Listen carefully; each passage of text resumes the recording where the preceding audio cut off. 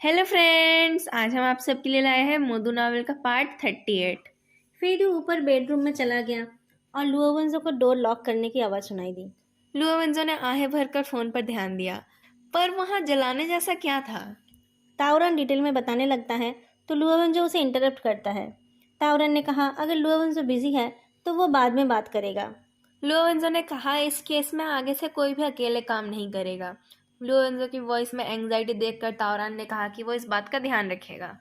Xiao हायांग ने कहा deputy captain ताओ, मुझे लगता है वो क्रिमिनल बस उन पेपर्स को ही जलाना चाहता था। फुटेज से पता चला कि वो घर के अंदर 10 मिनट के लिए था। शायद वो कुछ ढूंढ रहा था। जब उसे वो मिल गया तब उसने उसे जलाया, और जब वो लगभग पूरा जल गया था तब उसने काउच पर फेंका। ताओरान ने कहा, क्यों? अगर वो अंदर आ ही गया था तो वो उन पेपर्स को अपने साथ भी तो ले जा सकता था। आग लगाकर अपने आने की खबर सबको देने का क्या मतलब है? जियाओ हायांग के पास इस बात का जवाब नहीं था। मुझे लगता है शायद जो उसने जलाया वो कोई इम्पोर्टेंट चीज़ नहीं थी। वो बस ये सब करके हमें प्रोवोक करना चाहता था। तुम जाकर पता करो कि तुम्हें दोंग जियाओचिंग ने खुद मैसेज किया था या फिर किसी ने उसका फ़ोन चुरा लिया था। क्या वो सच में मर गई है? ताओरान ने लैंग चाओ की भेजी हुई फोटो देखी थी। उसने जियाओ हायांग के कंधे पर हाथ रखा। मैंने उससे 2-4 बार बात की थी। वो ऐसी नहीं है कि छुरी उठाकर किसी को मारने चली जाएगी। जो लोग उसके पापा के बारे में बुरा बोल रहे थे वो उन पर गुस्सा थी, पर जो फैमिली के खिलाफ उसकी कोई नाराजगी नहीं थी। उसने छुरी मारा और किसी ने उसे मार दिया। ठीक उसी टाइम किसी ने उसके घर पर आग लगा दी। इसके पीछे जरूर कोई है। ताओरान ने जियाओ हायांग के हाथ से फ़ोन लिया तो उसने देखा कि वो न्यूज़ पढ़ रहा था। जोउ हुआईजिन और उसके भाई के ऊपर हमले के बारे में सबको पता चल ही गया है। इस न्यूज़ में बस उन लोगों का ओपिनियन लिखा है जो वहाँ पर प्रेजेंट थे। वो ऐसी नहीं थी। जिया हायंग की वॉइस कांप उठी। जब मेरे शिफू जिंदा थे तब उन्होंने मुझे पूछा था कि मैं कर्मा पर भरोसा करता हूँ कि नहीं। मैंने ना में जवाब दिया था क्योंकि मुझे लगता था ये बहुत कॉन्ट्राडिक्टरी है। कभी कहा जाता है कि कर्मा इज़ क्लियर, और कभी ये कहा जाता है कि अच्छाई ज़्यादा दिन नहीं रहती जबकि बुराई का ज़माना चलता रहता है। तावरान ने हंसकर कहा, मेरे शिफू ने कहा था तुम्हें उस बात पर विश्वास करनी चाहिए क्योंकि तुम एक क्रिमिनल पुलिसमैन हो। जब तुम किसी सस्पेक्टेड किलर का पीछा कर रहे हो तब तुम ही वो कर्मा हो। इसे सुपरस्टिशन कहा जाता है क्योंकि तुम यूजलेस हो। तुम सच्चाई का पता नहीं लगा पाते और जस्टिस नहीं दिला पाते हो। उनकी बातें रफ थी पर उनका मतलब नहीं। कॉमरेड, हमें एक दूसरे को हौसला देना चाहिए। लिटिल कॉमरेड, उस टेक्स्ट मैसेज से काम शुरू करो। दीवार पर अपना सर मारते मत रह जाओ। जिया हायंग चश्मा ठीक करते हुए चला गया। तावरन जले हुए घर को देखता है और अपना फ़ोन निकालकर 0 आवर रीडिंग ऐप को खोलता है। उसमें लेटेस्ट टॉपिक था, so foul and fair a day I have not seen, Macbeth. Contributor the reciter. Yang Zengfeng ने मरते टाइम 88.6 एफएम कहा था, जो तावरान के सिवाय किसी ने नहीं सुना। पर जब लुओ वेंजो ने अपना शक जाहिर किया तब उस रेडियो प्रोग्राम के रेलेवेंट लोगों को इन्वेस्टिगेट किया गया था, पर कुछ नहीं मिला। वो बस कुछ लोगों के अम्यूजमेंट के लिए एक प्रोग्राम था। इन्वेस्टिगेशन का कंक्लूजन ये था कि फाइट करते टाइम यांग सर के पॉकेट से रेडियो गिर गया और शायद तावरन ने उस फ्रीक्वेंसी का अनाउंसमेंट सुन लिया था। उस हालत में उसे गलतफहमी हुई कि वो बात यांग सर ने कही थी। तारन ने हाल नहीं छोड़ा था। 2 महीनों तक उस रेडियो प्रोग्राम को सुनकर भी उसे कुछ नहीं मिला, पर उसे वो प्रोग्राम सुनने की आदत पड़ गई और तभी उसे रिसाइटर नाम की आईडी के बारे में पता चला था। पहले तो वो रिसाइटर बहुत इरेगुलरली आता था, पर इस साल उनके पास 3 केसेस आए और हर बार उसके साथ इस रेडियो प्रोग्राम की सिमिलरिटी दिखाई दी। अगर ये कोइंसिडेंस है तो ये बहुत बड़ा कोइंसिडेंस है। उस सब्जेक्ट को देखकर तावरन कांप उठा। उधर लुआवेंजो फोन रखकर थोड़ी देर टहलने के बाद ऊपर फेदू से मिलने जाता है, पर सीढ़ियाँ चढ़ते हुए उसे बेसमेंट जाने की सीढ़ियाँ दिखाई दी। उसे याद आया कि फेदू उस बेसमेंट के बारे में बोल रहा था। ऊपर जाने के बदले वो नीचे की तरफ जाने लगा। नीचे थोड़ा अंधेरा था और सीढ़ी के एंड में एक सिक्योरिटी डोर था जिसमें एक कीपैड लॉक था। उसने फेदू को कॉल किया पर फेदू ने कॉल कट कर दिया। लुआवेंजो ने लॉक को चेक किया तो उसने देखा उस लॉक के साथ एक अलार्म लगा हुआ था। अगर कोई लॉक को तोड़ता है या फिर गलत कोड डालता है तो एक भयंकर अलार्म बजने लगेगा। उस अलार्म से फेदू निकल आएगा ये सोचकर लुओवेंजो उस लॉक को खोलने जाता है। अपने मन से उसने एक 6 डिजिट कोड एंटर कर दिया और अपने कानों को कवर कर लिया। पर कोई अलार्म नहीं बजा, बल्कि वो लॉक खुलकर स्लाइडिंग डोर ओपन हो गया। लोरेंजो ने रियलाइज़ किया कि उसने कोड की जगह पर फेदू की माँ की मरने की डेट को एंटर किया था। वो हेजिटेट करता है और फिर से फेदू को कॉल करता है, पर फेदू का फ़ोन बंद था। फेदू की चुप्पी को उसकी सहमति मानकर लोरेंजो अंदर चला गया और लाइट जला लिया। फेदू ने जिस डेस्क की बात की थी वो डेस्क वहाँ नहीं था। वो जगह बहुत स्पेशियस था और वहाँ सब कुछ सफ़ेद था। बीच में एक बड़ा सा प्रोजेक्शन सेटअप था जो एक छोटा थिएटर जैसा था। स्क्रीन के सामने एक रिक्लाइनिंग चेयर और उस चेयर पर कुछ बेल्ट्स लगे हुए थे। पास में एक कंप्यूटर और कुछ कॉम्प्लिकेटेड इक्विपमेंट्स थे जिसके बारे में लोरेंजो को कुछ नहीं पता था। वहाँ पर एक छोटा रेफ्रिजरेटर भी था। लोरेंजो की हथेली पर पसीना आ गया। उसने धीरे से फ्रिज खोला तो उसमें उसे छोटे छोटे मेडिसिन की बोतल दिखाई दी जिसमें किसी अननोन लैंग्वेज में कुछ लिखा हुआ था, पर पता नहीं क्यों उसे ब्लड की स्मेल आई। फेदू यहाँ क्या करता है? लोरेंजो का हार्ट रेट बढ़ गया। उसके दिमाग ने काम करना बंद कर दिया और वो स्टैचू बन गया। थोड़ी देर बाद उसने अपने सर को जोर से हिलाया और चारों तरफ देखने लगा। ऐसा नहीं हो सकता, यहाँ कोई वेपन नहीं है। फेदू तो इतना कमज़ोर है, खाली हाथ वो क्या कर पाएगा? बहुत मुश्किल से अपने आप को शांत करके वो चेयर के बेल्ट्स को देखता है और उसकी सांसें वापस आती है। चेयर के बेल्ट सेफ्टी बेल्ट्स के जैसे हैं। बैठने वाला खुद उसको लगा सकता है और खोल सकता है। मर्डर और डिसमेंबरमेंट के लिए वो सूटेबल नहीं है। इंस्ट्रूमेंट्स की और ड्रग्स की फ़ोटो खींचकर वो लैंगचाओ को भेजता है और इन्वेस्टिगेट करने के लिए बोलता है। चेयर के पीछे से हेडफोन उठाकर वो अपने कान के पास लाता है और ऑडियो विजुअल इक्विपमेंट को चलाता है। हाई क्वालिटी हेडफोन में यू रेज मी आपका म्यूजिक सुनाई देता है। लोरेंजो ने फर्स्ट टाइम रियलाइज़ किया वो गाना कितना सुंदर है। उसने सोचा कि कीमती गैजेट यूज़ करने का मज़ा ही अलग है। अचानक गाने के बीच एक ऐसी चीख सुनाई दी कि लोरेंजो के जैसा इंसान भी कांप उठा। वो बड़ा सा स्क्रीन भी जल उठा। लोरेंजो ने आंखें उठाकर देखा। एक मर्डर का डायरेक्ट ब्रॉडकास्ट का रिकॉर्डिंग चल रहा था। विदेश का कोई डिरेंज्ड होमिसाइडल मैनियाक का कुछ साल पुराना वीडियो था। किलर को मौत की सज़ा भी मिल गई है और इस वीडियो को भी हटा दिया गया है, पर डार्क वेब में ये शायद अभी भी अवेलेबल है। विक्टिम एक फार्म एनिमल का जैसा चीख रहा था। उसकी चीख गाने के साथ मिक्स होकर सुनाई दे रही थी। लोरेंजो और सुन नहीं पाया। हेडफोन हटाकर उसने वीडियो को फास्ट फॉरवर्ड किया तो उसे सर कटने का वीडियो, फायरिंग स्क्वाड से मारने की वीडियो, एक्सट्रीमिस्ट ऑर्गेनाइजेशंस के अपने प्रिजनर्स पर टॉर्चर के वीडियो, ब्लडी फोटोग्राफ्स, ये सब दिखा। लोरेंजो के फ़ोन में वाइब्रेशन होने लगा। किसी तरह से फ़ोन उठाकर उसने हेलो कहा। लैंगचाओ ने धीमे आवाज़ में कहा, बॉस आप कहाँ हो? अभी बात कर सकते हो? आप क्या किसी अंडरग्राउंड रिहैब सेंटर में पहुंच गए हो?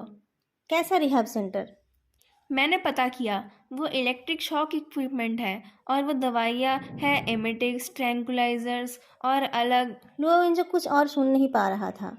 फेदू का खून देखकर उल्टी करते रहना, उसका हाथ कांपते रहना और यही गाना चलाते रहना, शायद उसे सब कुछ समझ आ रहा था। Hello, hello, hello. लोरेंजो से रिस्पॉन्स ना पाकर लैंगचाओ नर्वस हो गए। बॉस कुछ जवाब दो, आप चुप रहकर मुझे डराओ मत। हाँ मैं ठीक हूँ, कहकर लोरेंजो ने फ़ोन कट कर दिया। बेसमेंट में कोई वेंटिलेशन नहीं था। बंद कमरे में खून की स्मेल फैली हुई थी। चेयर के पीछे लगे हेडफोन्स में एक लंबा बाल अटका हुआ था। लोरेंजो धीरे से उस बाल को छुड़ा लेता है। बेल्ट्स को देखकर पता चल रहा था कि वो उनका बहुत इस्तेमाल हुआ है। स्क्रीन में जब फोटोज़ या वीडियोज़ दिखाई देती है तब उसके साथ इलेक्ट्रिक शॉक और ड्रग्स चेयर में बंधे इंसान में कुछ कंडीशन रिफ्लेक्स लाता है, जिससे वो उन फोटोज़ के साथ उस दर्द को एसोसिएट करता है।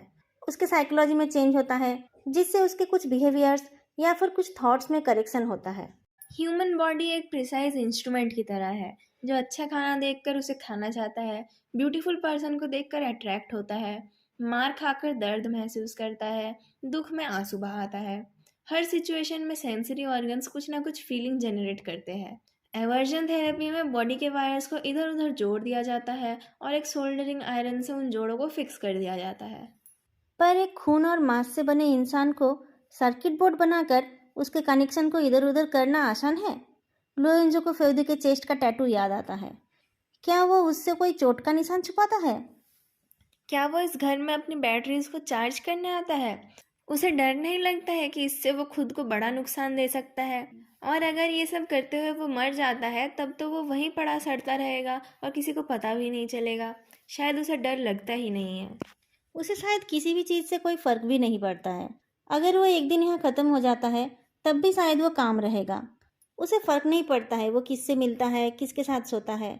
उसके लिए किसी भी चीज़ का कोई मायने नहीं है।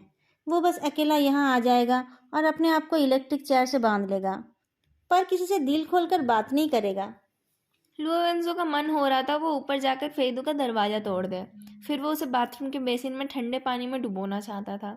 उसके इतने वार्निंग के बावजूद वो बदतमीज लड़का उसके सामने नाटक करता रहा, जब तक ना वो उसे अपने दिल में जगह देने के लिए तैयार हो गया। पर असलियत में लुओवेंजो उसके लिए बस एक जरिया था, जिससे वो अपने दिमाग को बिजी रख रहा था, जब तक ना वो अपने बेसमेंट में वापस जा पाए। अपने आप को तो वो इंसल्ट कर ही रहा है और साथ में दूसरों को भी इंसल्ट कर रहा है। लुओवेंजो बेसमेंट से निकलकर दूसरी मंजिल की तरफ चल पड़ा। फेदू उस रूम में नहीं था जहां वो बचपन में रहता था। वो उस रूम में था जहां उसकी माँ ने सुसाइड किया था। लुओवेंजो ने डोर पर नॉक किया। फेदू की आंखें हिल उठे। उसने डोर की तरफ देखा। फेदू, दरवाज़ा खोलो, मुझे तुमसे कुछ कहना है। फेदू नहीं हिला। बस उसके होठों में एक अधूरी सी मुस्कान आ गई, जैसे उसे पता हो आगे क्या होने वाला है। लुओवेंजो ने वार्निंग दिया, तुम बाहर नहीं आओगे? फेदू, मैं तुम्हें 1/2 मिनट टाइम दे रहा हूँ। अगर तुमने उसमें डोर नहीं खोला तो फिर मैं नॉक नहीं करने आऊँगा। खिड़की के पास एक रॉकिंग चेयर था जिसमें फेदू बैठा था। खिड़की से बाहर देखकर वो सोचता है, तो फिर नॉक मत करो, चले जाओ। एग्जैक्टली 1/2 मिनट वेट करके लुओवेंजो सीढ़ियों से उतरने लगा। उसके कदमों की आवाज़ धीरे धीरे दूर जाने लगी।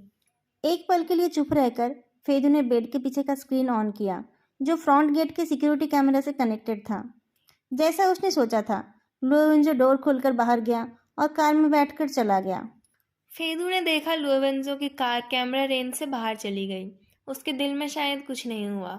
सिर्फ जब उसने जो हुआइजिन की डेड बॉडी देखी थी, तब जैसा फील हुआ था वैसा फील हुआ। फेदू की कार जैसे किसी पत्थर के ऊपर से गई, पर शायद इस बार का पत्थर थोड़ा बड़ा था, शायद एक ईंट के जैसा।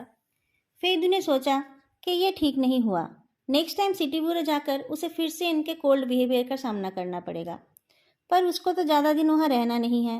वैसे भी ईंट के ऊपर से जाकर भी उसकी गाड़ी ठीक ठाक चल रही है, कहीं कोई प्रॉब्लम नहीं है। उसने अपनी आंखें बंद कर ली। लुओवेंजो को भगाकर वो अपने बेसमेंट में जाना चाहता था, पर वो बहुत टायर्ड हो चुका था और बिल्कुल भी हिलना नहीं चाहता था। आधी नींद में उसके दिमाग में पुरानी बातें चलने लगी। उस टाइम वो किसी और के साथ रहना नहीं चाहता था। उसने सारे हाउसकीपर्स को डिसमिस कर दिया था, पर उसे कुछ आता ही नहीं था, इसलिए वो तावरान के पास कुछ खाने के लिए चला जाता था। ऐसे ही एक दिन वो तावरान के लिए पुलिस स्टेशन जा रहा था, तो रास्ते में उसने देखा कि कुछ प्रॉपर्टी मैनेजमेंट के लोग और कुछ प्रॉपर्टी ओनर्स झगड़ रहे थे। उनके झगड़े को रोकने के लिए पुलिस को बुलाया गया था। पुलिस वाले तावरान और लुओवेंजो थे। फेदू ने दूर से उनको देखा। लुओवेंजो उन सब मिडिल एज्ड और बूढ़े लोगों के बीच एक मेल मॉडल के जैसा दिख रहा था। लुओवेंजो ऑकवर्ड था। ऐसा लग रहा था जैसे कि वो कोई आइडल ड्रामा से निकलकर किसी डोमेस्टिक सिटकॉम में आ गया हो।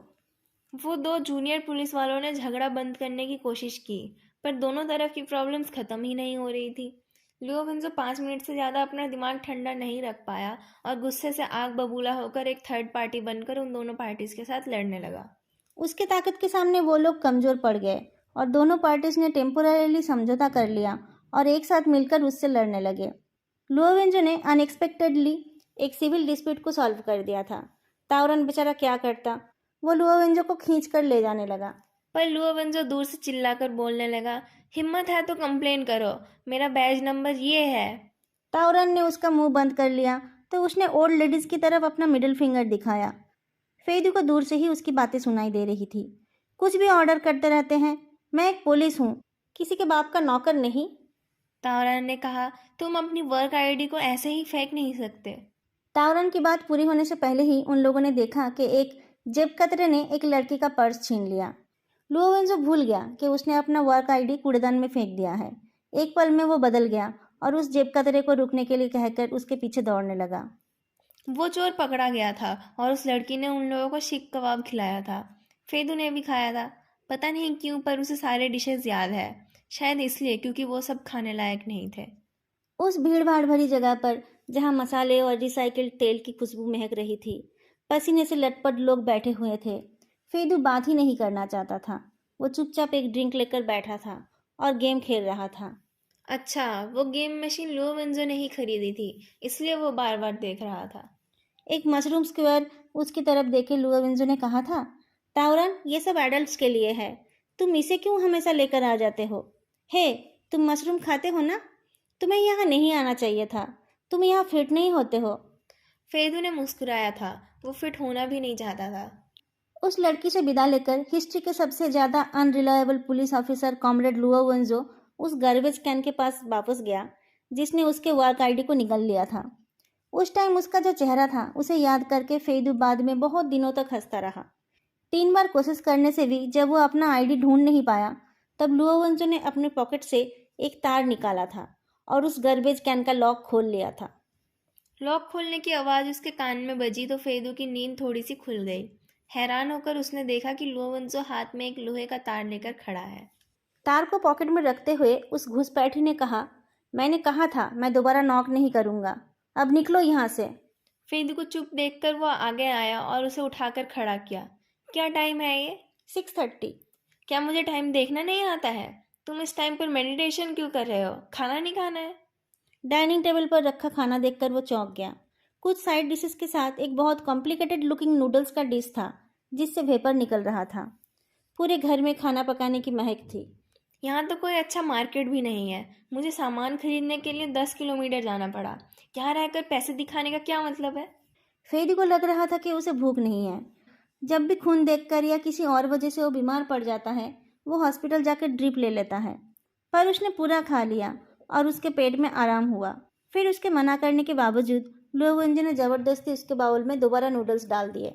खाना खाकर चलो मेरे साथ, ओवर टाइम करना है। क्या कोई ऑब्जेक्शन है? नहीं, फेदू चुपचाप खाने लगा।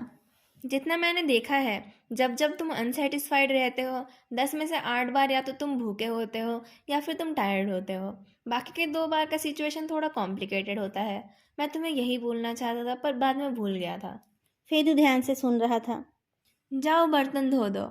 इतने कम बर्तन के लिए डिश वॉशर मत चलाना। मैंने डिश सोप और स्क्रबर रख दिया है। पहले ऑयल्स को हटाकर पानी से धो लेना। तुम्हें पता है ना? नहीं पता है तो धीरे धीरे सीख जाओगे। जो खाना बनाता है वो बर्तन नहीं धोता है। पता नहीं फेदू ने पहले कभी बर्तन धोया था या नहीं। थोड़ा हेजिटेट करके फेदू चला जाता है। लुओवंजो ने सोचा, बर्तन टूटते हैं तो टूटे, उसके पास पैसों की कमी नहीं है। इंसान नेचर से आता है और मरने के बाद नेचर में ही मिल जाता है, तो फिर इसमें कौन सी बड़ी बात है? लुओवंजो फेदू के पीछे से बोलता है।